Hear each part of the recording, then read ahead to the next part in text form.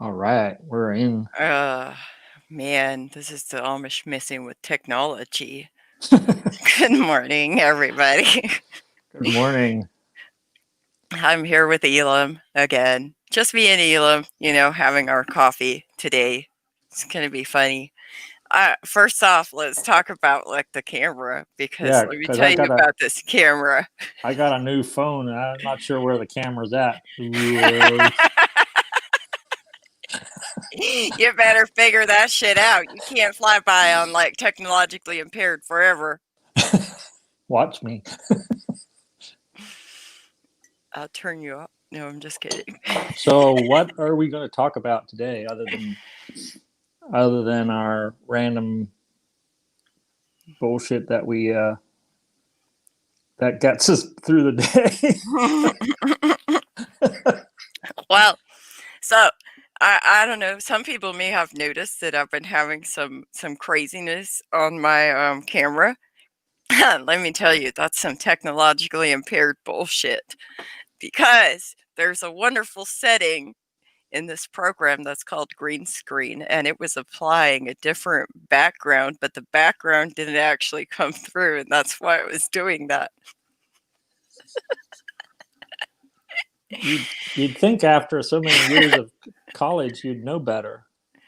It was only 2 years of college, fucker. Oh, Yeah.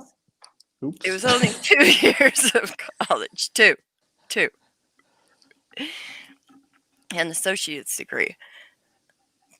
And I didn't have to use my camera for that. So, you know, they didn't teach me the camera. We That should wasn't. we should record a session sometime in the evening and get drunk while we're doing I don't think America's ready for that. it. Call it wine. Wine with Mary. That would totally Oh work. yeah. So I hope our friends come on here and ask us questions because God help us if we have to look at each other for the whole session. I know. I feel so upsetting by this. What is going on? Why I gotta look at you? Oh, come on, man. Come on, man. What? What you got? I'm fucking handsome, and you know it.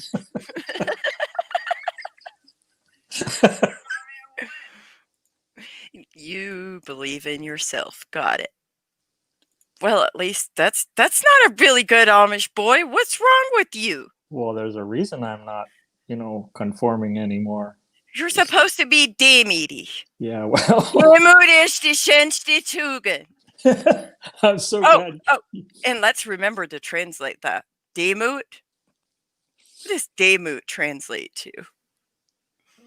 Humility. And it's the best, the most beautiful, beautiful sentiment. There's a whole song about it in Oh my God! Now she's gonna in sing it. this book here.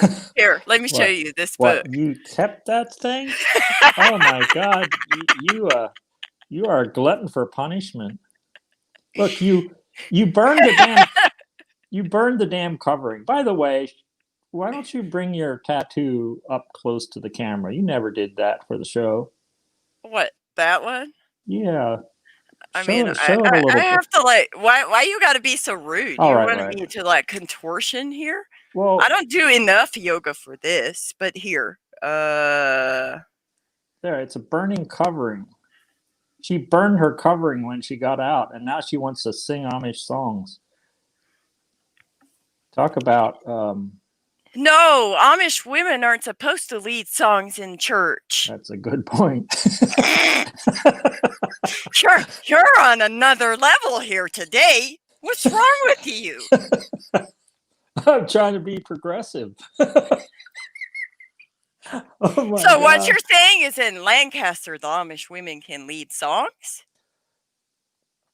Well, actually, I think they could at the youth singings. They could. Not in church, heaven forbid. That would, you know, Oh, no, no. the earth would have parted. Good morning, Joe. And no, Chris, I'm not singing. Look, my child I, told me that I'm a what? terrible singer, even though I love singing. So, no, I'm not singing for you guys. How come I can't see when people sign on or whatever? You have to click on the comments. It's not my fault you're technologically impaired. All right, fine. And good morning, Stefan. See, we should probably, actually talk about stuff. Oh, you What mean are we going to talk about? Talk about how we learn to drive. That's what we're going to talk about. how many of you have taken extra long to make a left turn because you have to wait and wait until a horse and buggy could cross the road? How many of you have done that? Not me. You've never done that? I call baloney. I think you're full of it.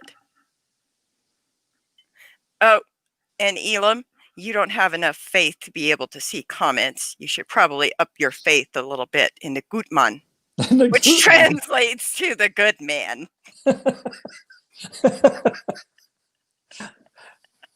Oh my God. So I have a story about driving, and it's pretty banal. But so I'm in my first 3-4 months of driving, and I'm coming up to a stoplight where the traffic has stopped at a red light, and it happens that I'm rolling to a stop right in front of my old therapist's office, and I'm looking in and sort of probably re-traumatized or just reminiscent. Boom! I hit the car in front of me. And it wasn't it was didn't even we So, didn't even exchange insurance cards because it was so minor. But anyway, that's my not paying attention while I was driving. so what was going through your mind? Well, heck, I don't know. The Amish actually think that my therapist lured me away. So, and I got to say that they might have something there, because I saw my therapy experience as a very positive thing. So I was just thinking about all all the crap that went down in there. I mean, so did it work to did you pull back on the steering wheel and yell, whoa? No, I don't know that happened. Here's something that did happen. And so I had my permit, and I badgered or bullied a friend of mine into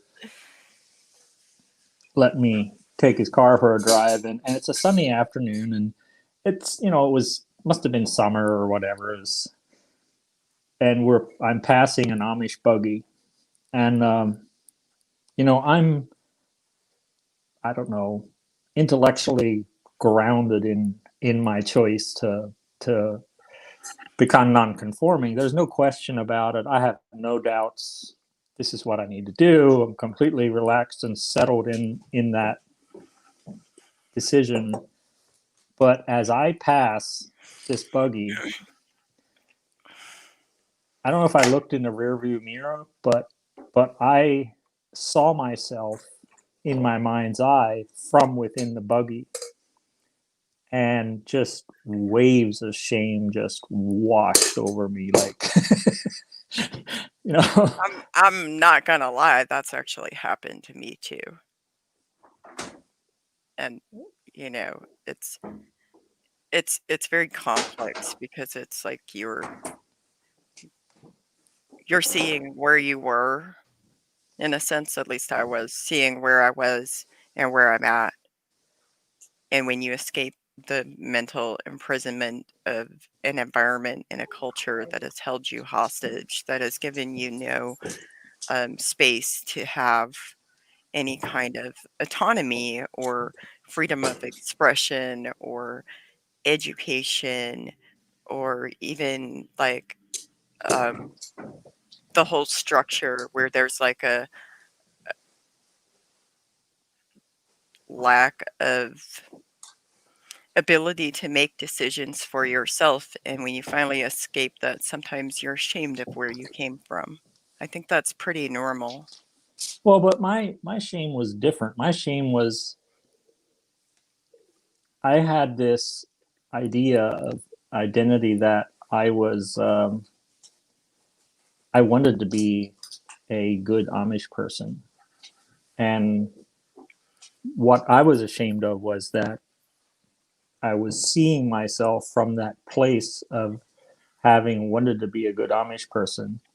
And even though I was grounded in my choice of what I was doing emotionally, I was still identifying with the person from inside the buggy. And I was ashamed of having transgressed. And anyway, it's just this weird you can do things intellectually and be confident and settled in those choices, but emotionally you're still tied to the old viewpoint. And it was just a momentary thing. It's not like it haunted me. Well, But no, go ahead.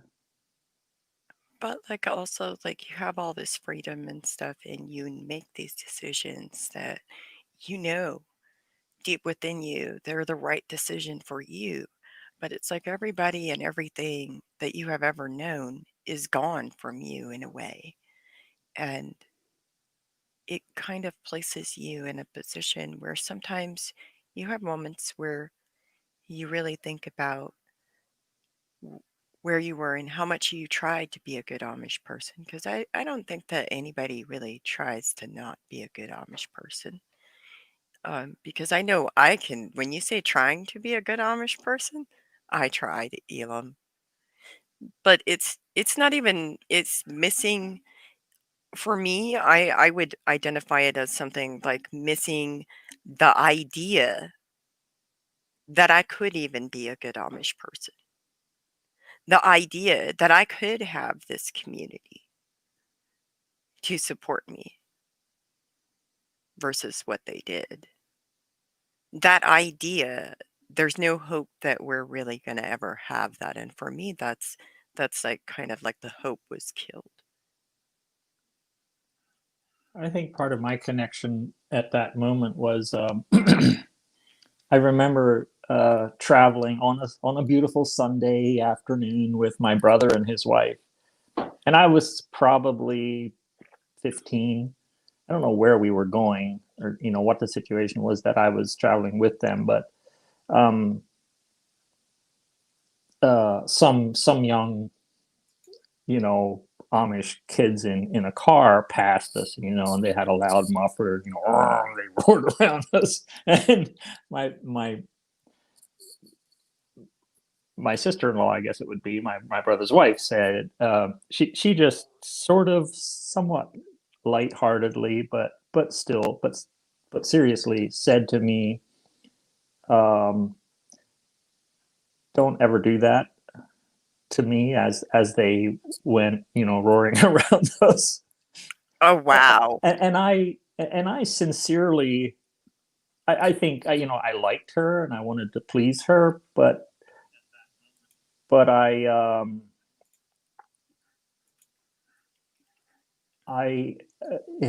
I guess in that moment, I envisioned myself to be a pious Amish person, and I really didn't want that life. I, I Hmm. I wanted to be a good Amish person, and as I was passing, as the driver of the car, I think that's what took me back there to that I don't know what you call it, dichotomy, that I had been the person in the buggy who never wanted to be the person in the car, especially not driving. Yeah, no. Anyway, we don't have to beat that one to death, but What- you haven't told us the embarrassing crap you did when you first learned to drive. So let's keep Shut up. this story on Why you track gotta here. put my stuff out there for everybody to hear, Elam? Hey, Nobody asked you to do that. we're going to talk about our experience of learning to drive, and you got to talk about the accidents and the rolled cars and the insurance, rocketing insurance premiums, and Oh my gosh, nobody would insure me when I first got out. Nobody. I had to have somebody like because I didn't have a birth certificate. So in 2004, when I went away, and actually, by the way, my anniversary for that is coming up. I always celebrate it as Liberation Day. That day to me is like extremely important because it's like I made a choice that turned my life down this path. And that's an important decision. It's a life changing, life altering decision. well, Uh, I know we're supposed to keep it all light and stuff, but sometime we should go into those days, like okay, fine. the day before. What were you thinking?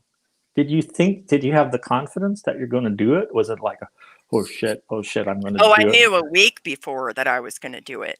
But anyways, let's talk about this driving thing. Yeah, let's keep it light here. You're getting off track. Sorry. Stay on track. Bishnet Data Britiho. Elam's not an Amish preacher, by the way. She's actually cursing at me in Dutch. Don't let her lie to you. He's lying to you. Oh, wait, I forgot he's a man. Everything he says is going to be true over everything I say. Really? Yeah, really. But he's not an Amish preacher, okay? So, no, we're going to stay on topic here. We're going to talk about driving. So, I had the privilege of like having these two wonderful ladies teach me how to drive. And Come on, spill it. have any of you ever seen the video by Charlie Barons about Midwest driving school? Charlie's the guy that does the Man Talk Minute. He's really funny. Charlie Barons does a video about the Midwest driving school. And let me just say, I was in Wisconsin. I got my permit in like April or so, March, because there was, yeah, I got my permit around March timeframe. It was snowing, it was icy, whatever. So Oh God, these women took their life in their hands for you. I don't even know why they put me behind the wheel of the car. Like, really? Anyways, one of these wonderful women, rest her soul, she left us recently. But the way that she taught me how to drive is legitimately, definitely Charlie Barron's Midwest driving school. I just want y'all to know that if you go watch that video, you'll see what I learned. I mean, you could fit a walleye in that pothole. I'm just saying. lot of chatter going on in that video, and not a whole lot of driving school.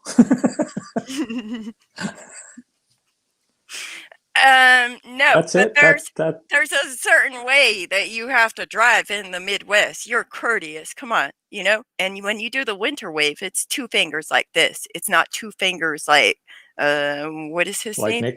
Nixon. Like Nixon.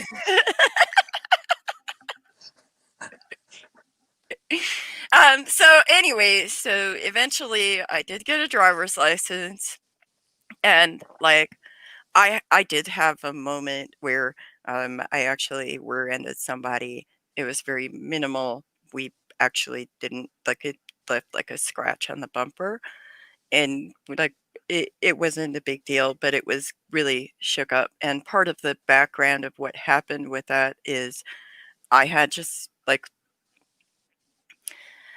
found out that um, one of my friends had just been interrogated by a detective for about an hour because the community had called the sheriff's department and said I was out there and I was doing all this stuff that I was never doing, and basically, the slander and gossip that they have surrounding victims who report abuse, pretty much that. But they were using the local sheriff's department to harass people that knew me, and so my head wasn't exactly in a space of like safe driving. I shouldn't have been driving, to be honest. I know we're supposed to keep it light here today, but I just got to point out that what Mary just described there is the church using the arm of the United States government, which is the law enforcement, to harass people because she left. Sorry, now let's keep it light again. I mean, they have no problem with law enforcement as long as it serves their needs. See, now you're just tempting me. Nah. See, when they did Wisconsin versus Yoder, that was using Yep. a lawsuit to get what they wanted, and that was okay. But and the criteria under which it falls under is whenever the law can be used to enforce or enable authoritarianism, religious authoritarianism, then they're cool with it. They'll make all kinds of excuses, but God forbid anybody else use the law. Every other law doesn't apply to them, even though, according to the Bible that they read, what is that verse? You're so the obrigheid unatonse. I just love how you stay connected with your Dutch language. I mean, what I just said is, I don't know how to translate that exactly word for word. Do you? Not word for word, but it means you're supposed to respect the government. And the rest of that verse is that the government officials were appointed by God. Therefore, they should submit to their rule. So, to me, that specific verse is a big part of like why I'm completely okay with not being a part of them. Like yeah. But anyways, let's get back to driving. I thought we're done with driving. What? Nobody's asking any questions? Nobody No, has a question? Chris asked about our first English fashion choices after leaving. I don't think I want to talk about that. Yeah, talk about triggering, Chris. What Chris, the hell? What's wrong with you? Send me a picture of yours. Why don't you put a picture in the comments? You go first, Chris. You go first. Actually, I think I've seen a picture of Chris of the first haircut. Oh boy. I gotta tell you, I know that when I first off, like when I first got out, I had 2 pairs of pants and 2 t-shirts. And that was because somebody was generous enough to help me with that. They gave me some clothing to wear. I ended up getting a part-time job eventually because I didn't have a social security number. I couldn't be hired in places because I didn't exist. I didn't have my birth certificate. I didn't have a driver's license. I know that people had to write letters for me to be able to get both my birth certificate, my driver's license, and like we had to go through all kinds of steps. But eventually, I ended up going down to the local thrift store and being able to buy a couple of outfits there. But again, like I don't want to share those pictures. I look at some of that stuff I wore and I'm like, what was I thinking? Oh my gosh. And we have another question. How did you find someone to help you leave? I think we should talk about that after Elam tells us about his clothing. Fashion Let's hear choices? about your wardrobe. Yeah, Well, what's it like for a man? well, here's a part of my um, you know, coming out story. I had you know, pre-adolescent kids, and I had to go shopping for them. Oh my What gosh. that was a that was a mess, let me tell you. I mean, my daughter was probably 11. By she, we didn't. I came out very gradually. I just stopped going to church, and I got a different job, which I could ride my scooter to. So not a lot changed immediately. But so my daughter may not have, like, may not have done clothes shopping for another year or so. So she might have been 11 or 12, but she was probably more sophisticated than I was. So I think she did all right. I just gotta say, like your face, like what happened to your beard, and why do you have a mustache? That's not a good Amish man, Elam. That's the first thing. The second I stopped going to church, I let that fucker grow. Just had to rebel, I show had the whole thing. I had an Amish beard, pretty much an Amish haircut, and a mustache. That was the only outward expression that things were changing. Wow. But But here's another story about clothing. I don't know what the time frame would have been of this, but I'd say several years. Maybe I'm stretching that. I just felt so uncomfortable in my choice of wardrobe that frequently I just kept dressing Amish.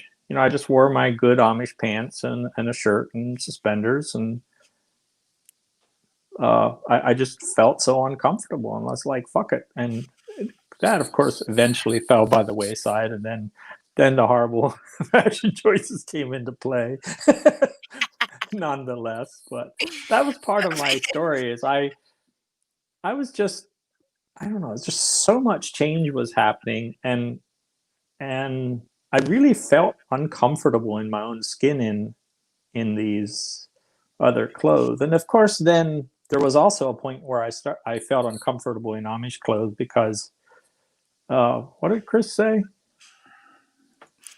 Chris said they showed my bad haircut to me. Yes, but you didn't show it to the whole world. That's what you were asking us to do.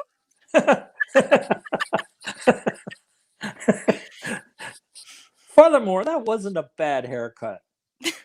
It really wasn't. Um, what was I talking about? Bad. Well, it was a relief eventually when I did. Um, I always felt conspicuous in my Amish clothes too.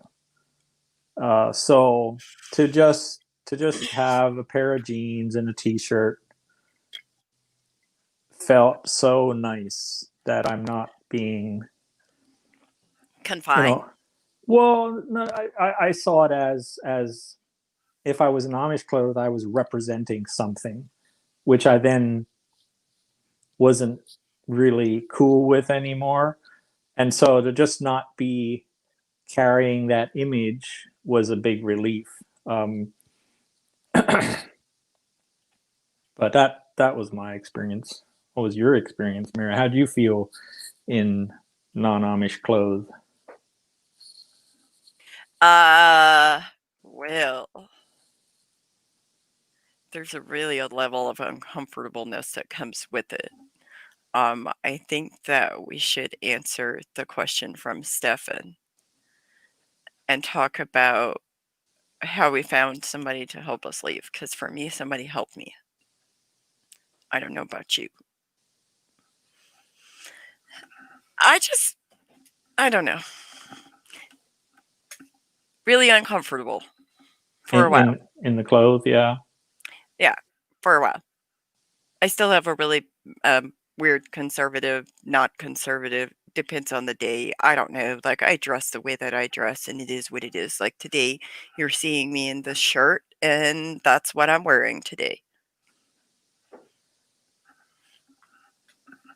Not exactly good Amish woman garb, but it's comfortable.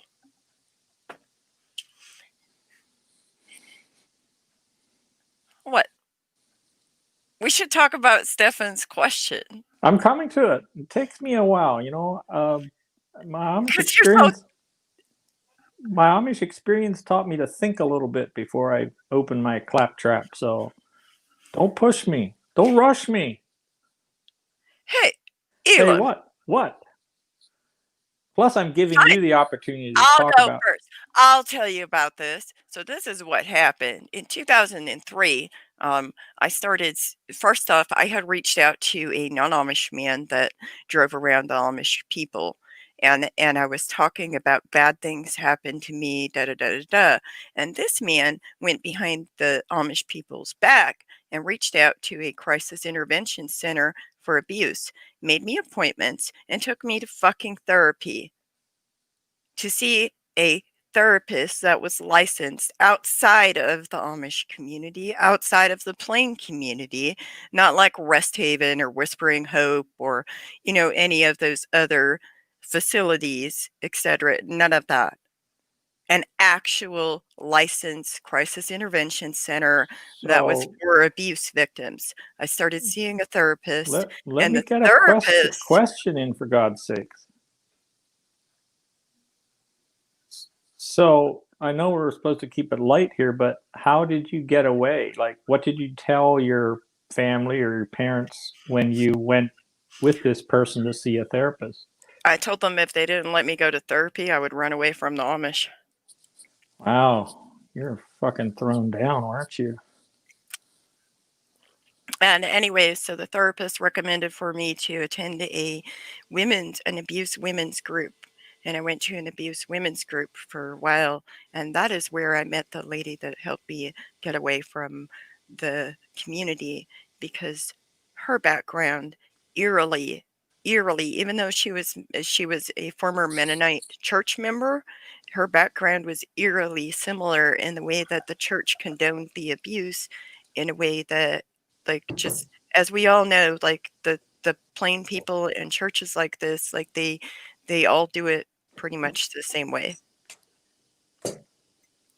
That's how I found somebody. I mean, of course, eventually I did end up running away anyways, but there's that. Well, I think this is good to understand that we couldn't have done it without help, and I also just want to. I would have killed myself if I didn't get out of there. That's I what I tried. wanted. That's what I wanted to say. I really believe that if I wouldn't have gotten out, I would have either committed suicide or I would have. I had three young children, and I believe that I would have either killed myself or I would have bolted, where I would have just walked away, and you know nobody would have known where I was. Or and that's really horrific when you think about. Christ, Mary, weren't we gonna keep it light today? They asked me a But question. let I me was just trying to brief. answer. I I here was my in.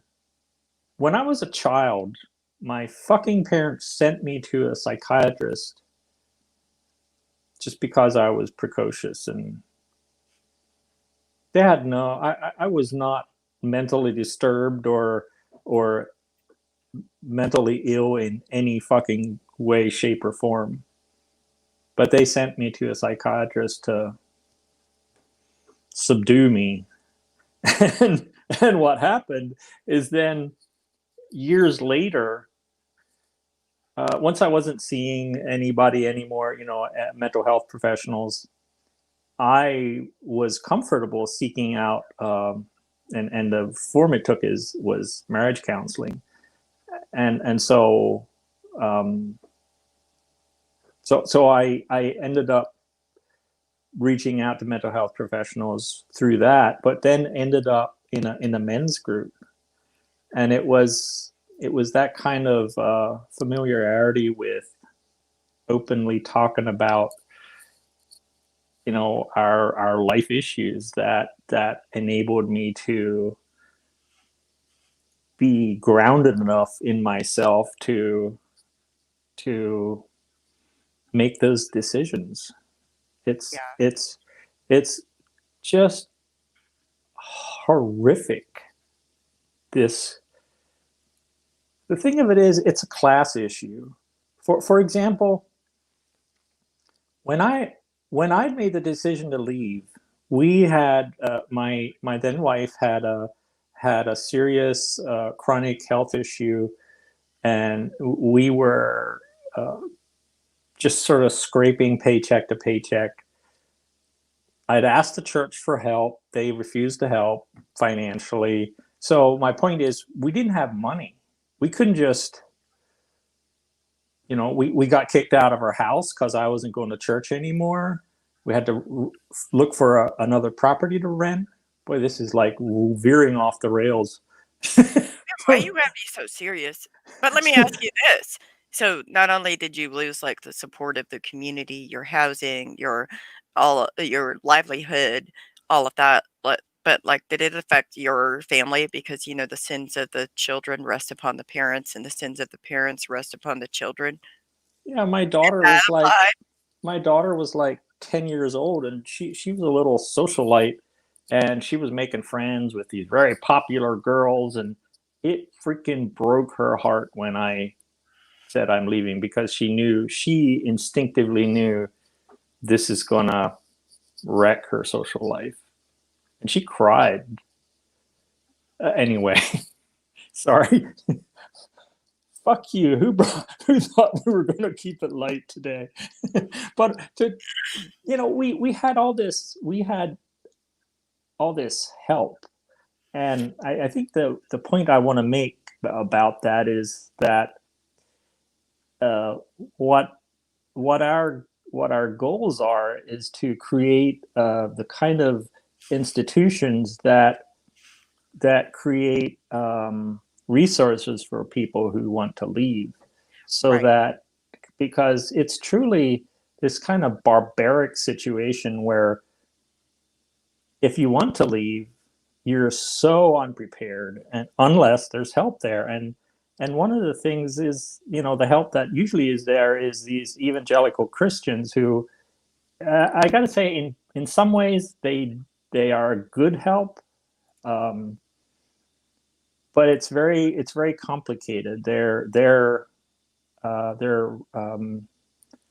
authoritarian. They're religious authoritarians in themselves. So even though there is a step where that help is helpful in the sense that evangelical Christianity functions like liberation theology for people leaving the confines of the Amish church, it's rife with other problems, um, as they get out into evangelical Christianity.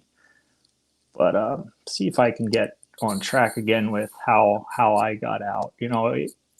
So there is a question from the audience, and Stefan asks, "Why would you be kicked out of your home?" And I would also like to point out that Stefan made this other statement that Stefan is a direct descendant of Hans Herr. As much of this is family background, I'm legitimately surprised and disturbed. That's really sad.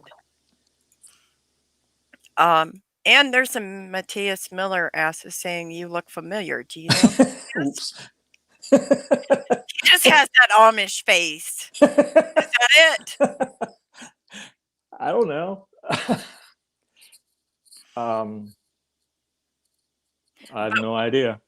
Why would you be kicked out of your home? I think that goes back to when you rent from an Amish family and Well, it was never clarified to us why we had to leave.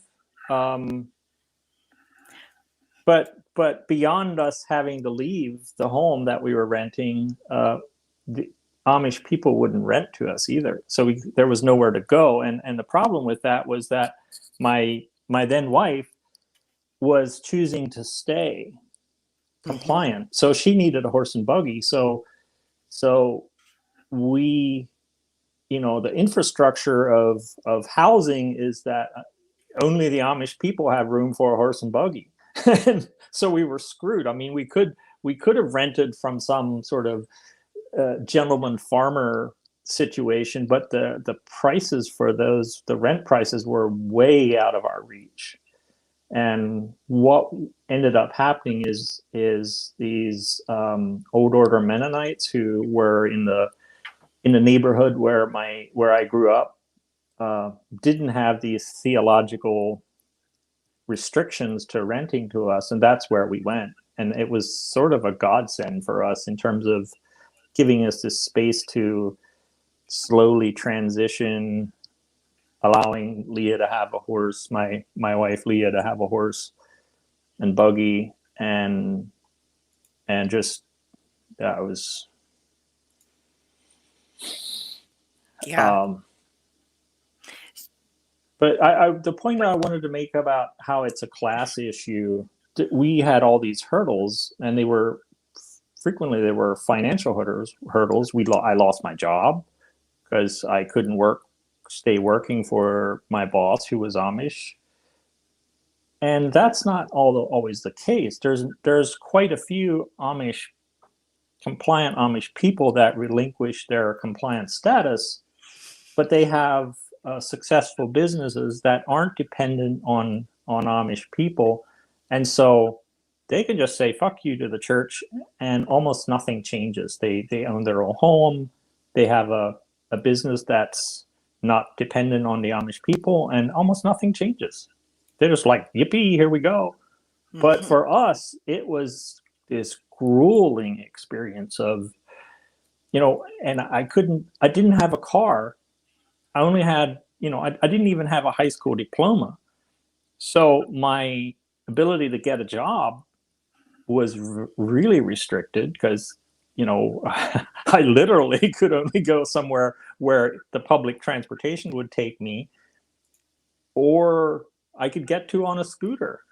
And so my options in terms of what normal sort of non-Amish society thinks of, well, how can you get a job? You just hop in your car and you go apply somewhere and you already have a high school diploma or maybe even a college degree. Anyway, it's this really challenging thing, especially if you're rich, if you have financial income that isn't, affected by your church membership. It's nothing, but boy, if you're not that lucky, it's pretty stinking hard. Yep. Would you say that, a lot of Amish rent? Because I know a few Amish that rented. I don't know how many or what percentage.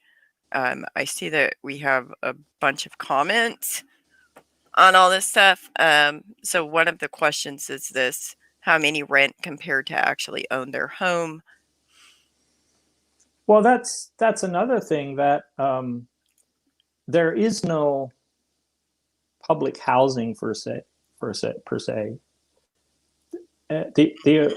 You here's what happened to us.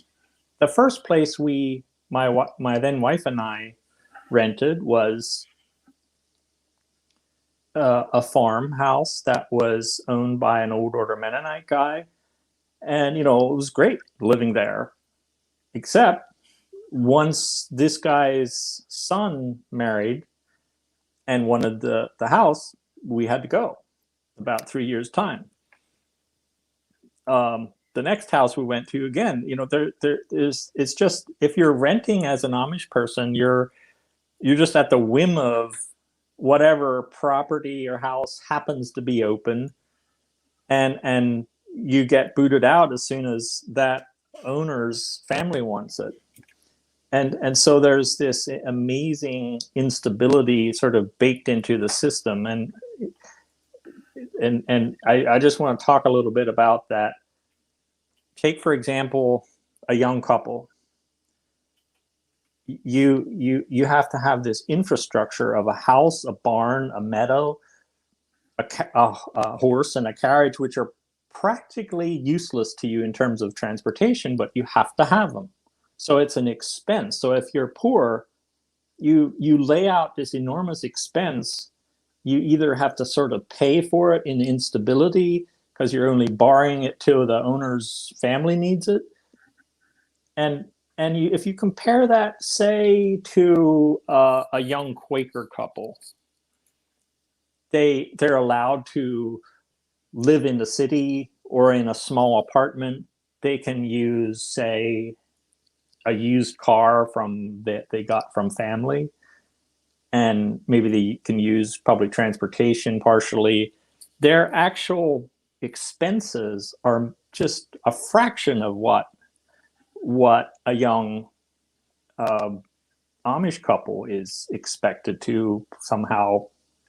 It's this crazy, and so if your parents aren't helping you have a property, uh, or you're wealthy enough to have a property, you're just screwed. Yeah. That's well, and then somebody points out in the comments that the English perception is that Amish own their homes or their home was built and given to family members. Again, like that's not the case. Well, That's not talk exactly how it works. talk a little bit about what happened to your family when your father passed away, and you just got shuffled around to, the Oh my gosh. Well, that's a uh, lot. And also, way back when somebody asked how it felt wearing pants versus dresses, and I'm sorry, but I will always prefer pants 99% of the time. Pants are just so much more comfortable to me, and that's just the way it is. Anyways, so going back to like what happened. So for those who don't know, my biological father was killed along with my uncle and my cousin when I was 5, and they were hit by a driver that was driving under the influence in their horse and buggy. All 3 of them were killed. The horse was killed. The buggy had like one wheel left intact. There's like this whole story about it. So they had a huge, massive funeral for 3 people on 5 days later, which is beyond the standard Amish period of mourning. You're supposed to mourn for 3 days and bury your dead, and then it's over.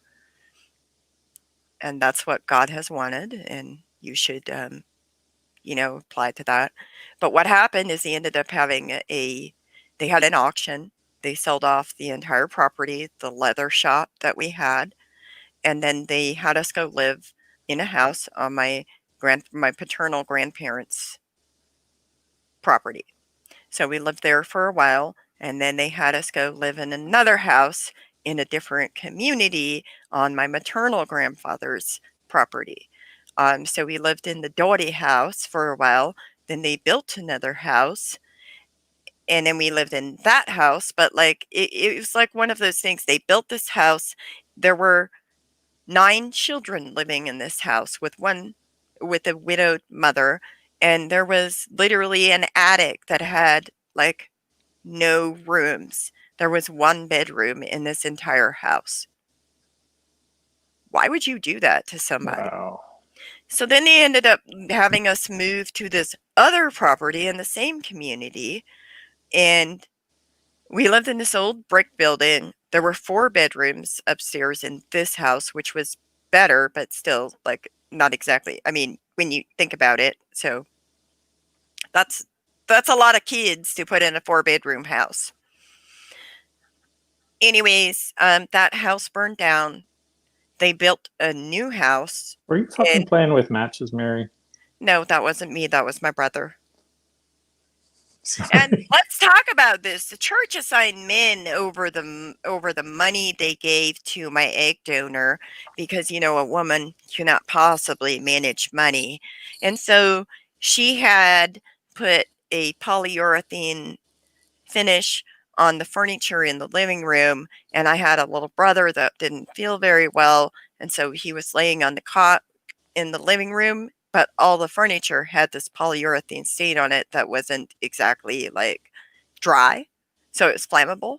It was an oil-based product, and he started playing with matches, and when he played with matches, the entire living room just lit up on flames. He had third-degree burns on his legs. They actually took him to Cincinnati, Ohio, to the burn center.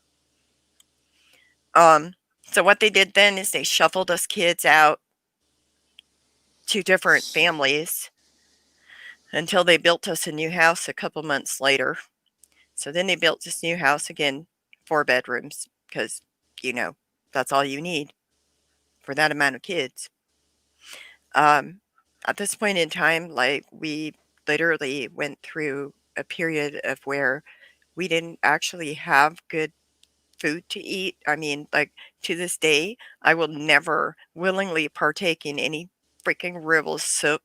That stuff kept me alive, but it is the most disgusting food. Like, that was all we could make. And another thing is when they brought us meat, all they brought us was their livers. It's like we're gonna bring you food, but all we're gonna bring you is livers. So you imagine sitting there for months and the only protein that you have is freaking liver. How healthy is that? You think that's healthy, Elam? I just want And to point out that this is the social safety net of a community that is portrayed as being so wonderful about how they take care of each other. oh, and let's not even talk about all these different places. There was all kinds of sexual abuse going on of children, pedophilia, all kinds of it. And anyways, but let's continue with Well, this yeah, whole what the hell? I shuffling thought we were going around to thing. keep it light. Well, might as well be factual while we're at it. Let's continue with the shuffling Well, around. here, can I ask you a question? Would you be willing to talk a little bit about why you use the term egg donor for your biological parent? Let me finish talking about the shuffling around and then maybe. Okay. So, anyways, so after that, we moved to a different community and we lived there for a couple years. In 1996, my egg donor got remarried to my stepfather.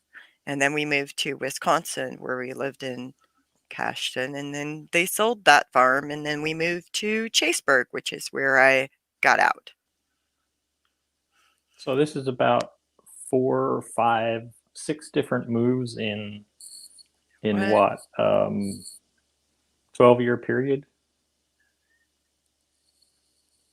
7 different moves in a, let's see, from 1989 to Don't 2004. don't reveal your math skills. You went to Amish school too. You should know how to do math.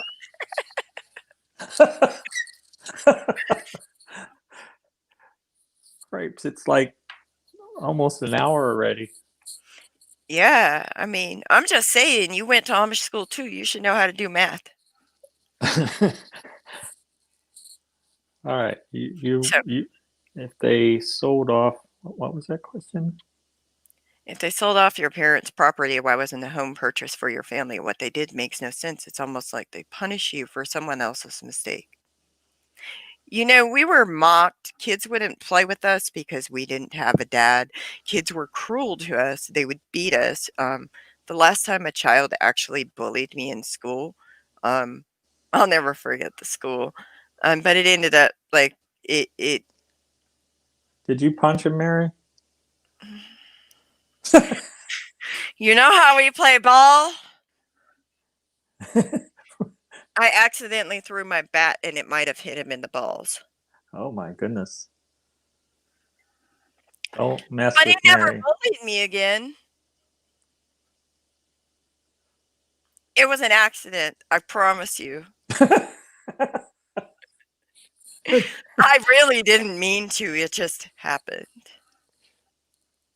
All right, so But also, like, it kind of like when Elam talks about the structure, like I would say, I mean, wouldn't you say that they kind of like it's not necessarily the spirituality that's the problem. It's the fact that they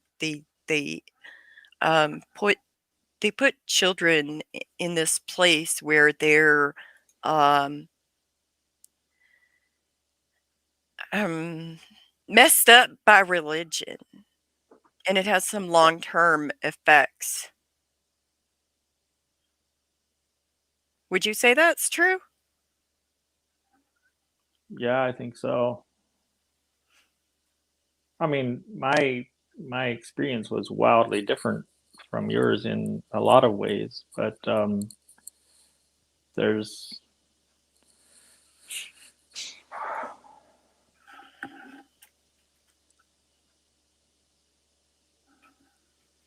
Like, it's just it's different, but I do think that that is yeah. see what one of the, Mary's experience sort of was a response to her father dying, and they kind of taken on this second class citizenship.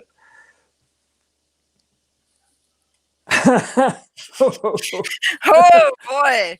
Hey, Captain, that's a whole other episode. We don't even have time. I don't even think it'll be covered in one episode.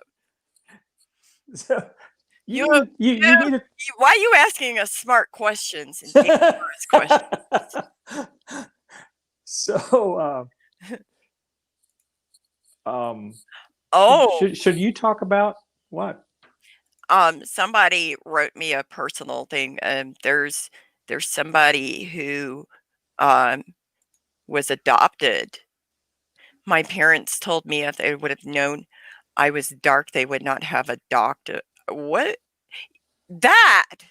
Let's talk about racism for a minute in regards Oh, to that's setting another episode, Mary, for crying out loud. we, we've got Oh, like 3 minutes left here. You yeah, need to this is true. you need to talk about you know why you use the term egg donor for your biological parent. Just very briefly. You don't have to go into some 500-word essay. Just just say that this is a term you use to refer to your mother. Is that correct? Yes, that is correct. Because to me, after I became a parent, I realized that number one, like, no parent would ever do some of the things that she has done. Like, I went to her for help. I got no help. A matter of fact, I was blamed. I was told I didn't pray hard enough. I didn't believe hard enough. Like, my meglova one. Your your faith wasn't good enough. Yes.